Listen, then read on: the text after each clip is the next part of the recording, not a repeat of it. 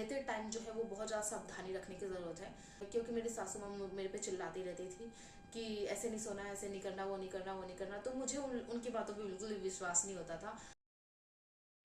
Hello guys, welcome back to my channel. तो कैसे हैं आप सब? उम्मीद करती हूँ आप लोग बहुत अच्छे होंगे। तो आज के इस वीडियो में आप लोग शायद शेयर करने वाली हूँ कि ड्यूरिंग प्रेगनेंसी अगर आपकी अल्ट्रासाउंड रिपोर्ट में ये देखा गया है कि आपके बेबी के गले में जो है वो गर्भनाल फंस गई है, तो इस कंडीशन में आपकी जो डिलीवरी है वो नॉर्मल होने वाली है या सी सेक्शन होने वाली है।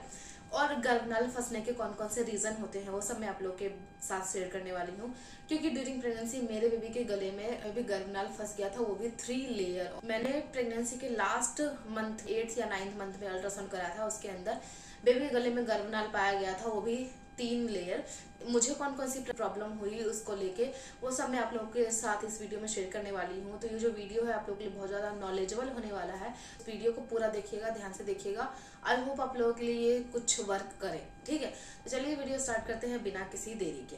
तो ड्यूरिंग प्रेगनेंसी बेबी के गले में गर्भनाल क्यों फंसता है, सबसे पहले हम उसके बारे में बात करेंगे। तो ड्यूरिंग प्रेगनेंसी आपके सोने के तरीके से, आपके चलने के तरीके से, आपके बैठने के तरीके से बेबी के गले में गर्भनाल फंस जाता है। तो आपको इन सब चीज़ों का बहुत ज़्यादा ध्यान रखने की ज़रूरत है।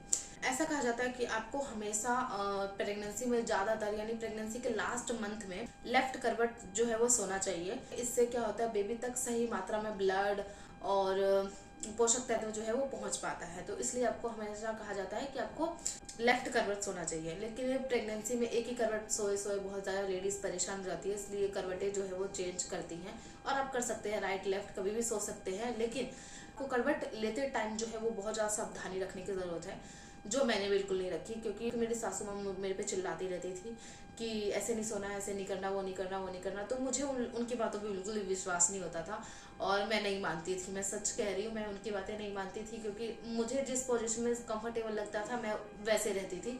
तो और मैं ना, मेरे को प्रेगनेंसी के दौरान मूड स्विंग बहुत ज़्यादा होते थे, तो मुझे उनकी बातों से ना गुस्सा आता था बहुत ज़्यादा। तो इसलिए मैं उनकी बातें उतना नहीं मानती थी, ठीक है। तो वो कहती थी ना कि आराम से उठने बैठने के लिए, तो फिर मेरे को जैसे अच्छा लगता था मैं वैसे करती थी, मतलब इस तरीके से मैं थी। तो प्रेगनेंसी के दौरान ना क्या होता है ना कि आप एकदम झटके से करवट ले लेते हैं। जैसे आप अपना करवट लेते टाइम ना आपको पहले उठ के बैठना है, फिर आराम से दूसरी साइड पलटना है, तो इस तरीके से करवट लिया जाता है। लेकिन अगर आपने झटके से करवट ले लिया, उससे बेबी जो होता है बिल्कुल हिल जाता है और मूवमेंट करने लग जाता है। मूवमेंट करने की वजह से बेबी जो होता है, बेबी के आसपास पूरा गर्भनाल फैला होता है। गर्भनाल जो होता है बहुत ज़्यादा लंबा होता है, तो वो फैला होता है, तो उस हड़बड़ी में वो अपने गले में गर्भनाल फंसा लेता है। तो आपके करवट लेने के तरीके की वजह से बेबी के गले में गर्भनाल फंस जाता है। दूसरा रीज़न होता है बेबी के गले में गर्भनाल फंसने का, जो मैंने अपने प्रेगनेंसी में एक्सपीरियंस किया। कुर्सी पे अगर आप बैठते हैं तो बिल्कुल ऐसे करके नहीं बैठिए, मतलब कि बिल्कुल पीछे की तरफ सर करके पूरी बॉडी को अपने इस तरीके से बैठ जाते हैं, मतलब कि सर आपने कुर्सी पे लगा लिया और बैठ गए। पेट जो है थोड़ा ऊपर की तरफ आ जाता है, मतलब चेस्ट के पास इस तरीके से पेट जो है ऊपर की तरफ आ जाता है। तो इस तरीके से आपको नहीं बैठना है, आपको अपने पे तो आपको ना थोड़ा सा स्ट्रेट बैठने की कोशिश करना है, लेकिन ऐसा ना हो कि बेबी भी दब जाए। थोड़ा सा पैर को जो है ओपन करना है और उसके आप बैठिए, ठीक है। बेबी को अपने पेट को थोड़ा सा स्पेस देके उसके बाद बैठिए। तो अगर आप पीछे की तरफ ऐसे करके बैठ जाते हो तो आपका पेट जो है ऊपर की तरफ चढ़ जाता है, जिसकी वजह से बेबी भी ऊपर की तरफ चढ़ जाता है। हाँ, और फिर आप एकदम से उठोगे, उसके बाद वो ना नीचे की तरफ हो जाएगा, ठीक है। नीचे की तरफ होगा तो इसी में वो डर जाएगा, हड़बड़ी में फिर से वो मूवमेंट करेगा और फिर से वो अपने गले में गर्भनाल फंसा लेगा। तो ये बिल्कुल गलत तरीका है आपके बैठने का। आप बहुत ज़्यादा ऐसे करके बैठे हैं, तो ठीक है। तो ये मैंने अपने प्रेगनेंसी में फील किया, क्योंकि मैं एक दिन बैठी थी इसी तरीके से और फिर मेरी सासू माँ आपके चिल्लाने लग गई ऐसे कि बैठी है। तो मैंने उनकी बातों को उतना ध्यान नहीं दिया। मुझे ऐसे बैठने में बहुत ज़्यादा कंफर्टेबल फील होता था, तो इसलिए मैं बैठ जाती थी। तो मुझे लगता था कि वो गलती बोल रही है, लेकिन अब पता चला कि वो सही बोल रही थी। इस तरीके से आपको नहीं बैठना है, ठीक है। इस बात का ध्यान रखिएगा।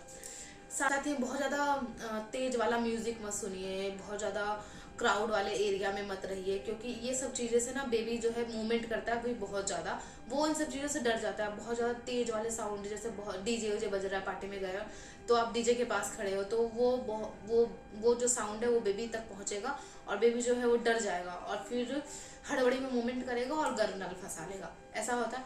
फिर बहुत ज़्यादा भीड़ भाड़ इलाके में रहोगे, आप भी परेशान होगे, बेबी भी परेशान होगा, इसकी वजह से भी गर्भनाल फंस जाता है। तो इन सब चीज़ों का ध्यान रखते हैं तो बेबी के गले में गर्भनाल फंसने के जो चांस होते हैं वो बहुत कम होते हैं। चलिए अब बात करते हैं फर्स्ट ट्राइमेस्टर में अगर बेबी के गले में गर्नाल है, आपके अल्ट्रासाउंड में लिखा हुआ है, ठीक है, आपके अल्ट्रासाउंड में दिया गया है कि आपके फर्स्ट ट्राइमेस्टर में बेबी के गले में गर्नाल है, तो उसमें डरने की कोई बात नहीं, क्योंकि अभी आपके पास पूरा 6 महीना है जिसमें बेबी जो है हमेशा मूवमेंट करता रहता है, तो जिस तरीके से उसने मूवमेंट की वजह से फंसाया उस तरीके से निकल जाता है। आपकी बॉडी में अगर पानी की कमी है तो आपको अपनी पानी की कमी को दूर करना है, क्योंकि अगर आपकी बॉडी में पानी का कमी होगा ना तो बेबी ज्यादा मूवमेंट नहीं करेगा। आपकी बॉडी में पानी की कमी नहीं होगी तो बेबी जो है वो ज्यादा मूवमेंट करेगा, जिससे गर्नाल आराम से निकल जाएगा, ठीक है। ये तो हो गई फर्स्ट ट्राइमेस्टर की बात। चलिए अब बात करते हैं सेकंड ट्राइमेस्टर की। तो सेकंड ट्राइमेस्टर में भी अगर आपके अल्ट्रासाउंड में गर्नाल अगर फंसा लिया बेबी ने, तो वो भी चांसेस होते हैं कि थर्ड ट्राइमेस्टर तक वो निकाल ले मूवमेंट की वजह से, क्योंकि ये जो सेकंड ट्राइमेस्टर में बेबी जो होता है वो ज्यादा मूवमेंट करता है, जिसकी वजह से गर्नाल आराम से निकल जाएगा।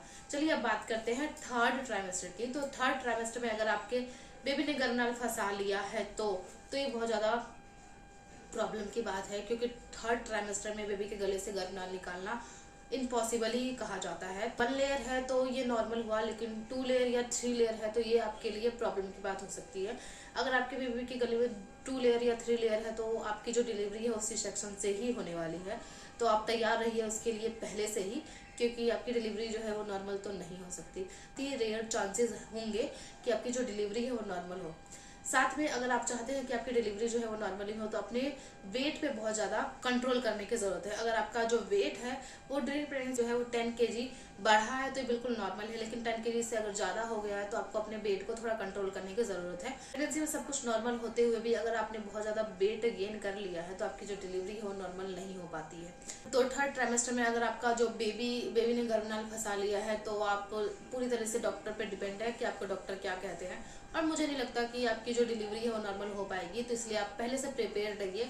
आपकी जो डिलीवरी है वो नॉर्मल हो या सी सेक्शन, आपको घबराने की जरूरत नहीं है, क्योंकि आपकी जो आपको बस इस बात पे फोकस करना है कि आपकी डिलीवरी कैसे भी हो आपका बेबी जो है वो सेफ होना चाहिए।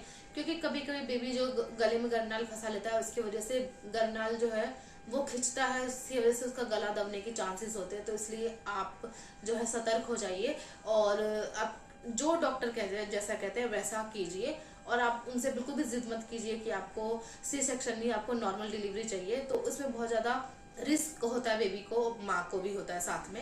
आपको जो डॉक्टर कह रहे हैं उनकी बात सुनिए, मानिए, और वो जैसा कहते हैं वैसा ही कीजिए, ठीक है। सी सेक्शन डिलीवरी भी उतनी भी खराब नहीं होती है, 3 महीने में आप रिकवर कर जाएंगे। बस जरूरी ये है कि आप सेफ है और आपका बेबी सेफ है, ठीक है। तो इसी लाइन के साथ हम इस वीडियो को यहीं पे एंड करते हैं। आई होप लोग के लिए जो वीडियो इन्फॉर्मेटिव लगी होगी, और आपको ये वीडियो इन्फॉर्मेटिव लगी है तो कमेंट कर लीजिएगा रेड हार्ट। वीडियो को ज़्यादा से ज़्यादा शेयर कीजिएगा ताकि आप जैसी और लेडीज़ की हेल्प हो सके, ठीक है। तो चलिए मिलते हैं अपने नेक्स्ट वीडियो में, तब तक के लिए बाय बाय। मेरे चैनल को सब्सक्राइब करना बिल्कुल मत भूलिए।